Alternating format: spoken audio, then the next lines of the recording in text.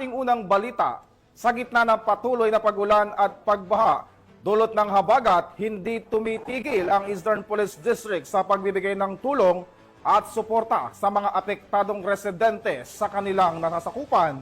Magbabalita dyan si Patrol Woman Jenny May Dolor.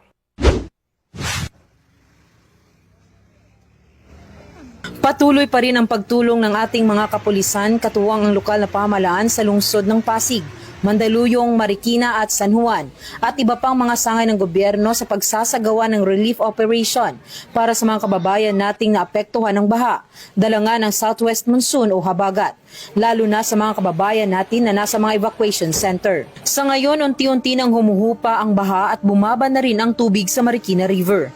Mula 3rd alarm noong Martes, bumaba na ito sa 1st alarm.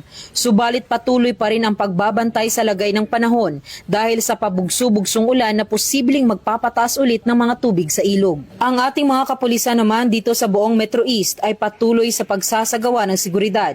Ang iba tumulong na rin sa pagsasagawa ng clearing operation sa mga lugar sa Marikina upang matanggal ang mga basura na naanod ng baha na posibleng maging dahilan sa pagbara ng mga kanal. Magkakaasa ang mamamayan na ang ating mga kapulisan ay makikiisa sa pagsasagawa ng clearing operation at paglilinis sa mga lugar na apektado dito sa buong Metro East. Hangad ng Eastern Police District ang kaligtasan ng bawat mamamayan. Ako po ang inyong Police News Network Correspondent, Patrol Woman Jenny Dolor, alagad ng batas, tagataguyod ng Balitang Pulis.